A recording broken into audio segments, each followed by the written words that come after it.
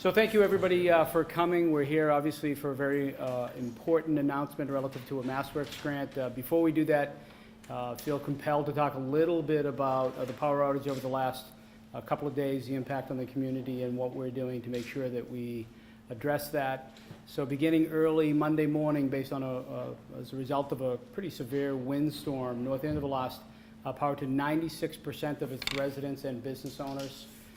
More significant impact than we traditionally receive, quite frankly. We had trees out and roads blocked. I've been working aggressively on the public works side and with the public safety folks to address that over the last, close to 36 hours. Power has not been restored at the pace or the speed that we've been pleased with. It can be for any number of reasons, quite frankly, the extent of the storm in the region. Merrimack Valley was particularly hard hit. You'll hear National Grid talk about that.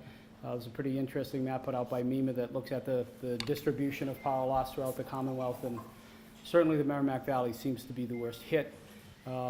Perfect. What timing. That was excellent. That must have been someone pulling the plug. Our generator will kick in. Beautiful.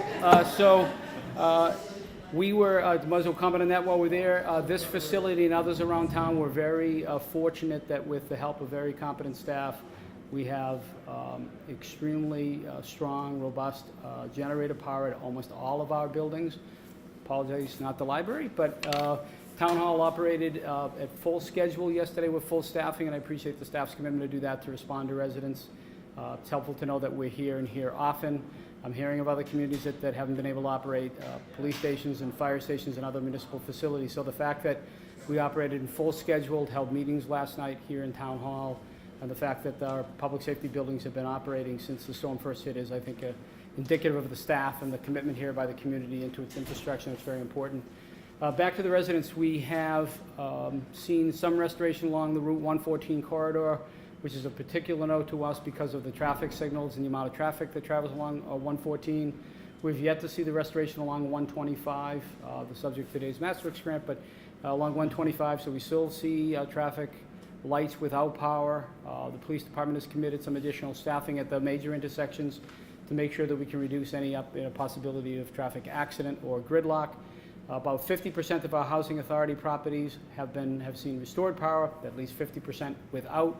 We continue to contemplate opening what I caution to use as the term shelter, because it's not a shelter from a Red Cross perspective, but some kind of facility to help seniors and others if we continue to see power outages through the evening. We're expecting temperatures to drop to the high 30s or low 40s, much more different than yesterday, so it's a concern of ours, and we'll continue to communicate that. I would suggest to everybody, we're communicating. We find that residents are most in tune to social media, including our website and Facebook and Twitter and the town's news feed. Continue to stay on top of that. It's where we're providing an extensive amount of information. For the 50th time, trick or treat will not be this evening. The most important question around town is when's trick or treat, and so I think we've communicated that sufficiently. It was moved by the Board of Selectmen last night to Saturday from 5:30 to 7:30. It's important for folks to know that. So again, we're contemplating the need to open some facility to support the seniors and those that have some issues with either not having food or not having heat in their homes, and those are of particular note to us. Finally, no decision has been made on the schools. The public schools were closed the last 2 days. I've had several conversations with Dr. Price today. The general sort of rule of thumb as it relates to schools, either you're all open or all closed. It's hard to open buildings when you may have siblings in elementary and some in high school and trying to juggle that. Currently, 2 of the 8 school buildings are open, or have power. That'd be the high school and the sergeant school, which means we still have 6 facilities, which include the ECC, without power. So we've got some work to do. The Lieutenant Governor, we very much appreciate the Lieutenant Governor just coordinated a conference call with NGRID, Mass Emergency Management, Department of Public Utilities, and Secretary Beaton to give us some feedback on the status of what the response is today. National Grid has indicated to us that they plan on having 90% restoration of power by 10 a.m. tomorrow. I think what we've communicated to them is that it's less about the percentage and more about those assets that are returned. We need the schools, we need the housing authorities first. We need those intersections to make sure that people are safe when they drive. So we hope the 90% is achieved, but in the end, if it's 80% and those other priority assets are returned to service, that would be most important to us.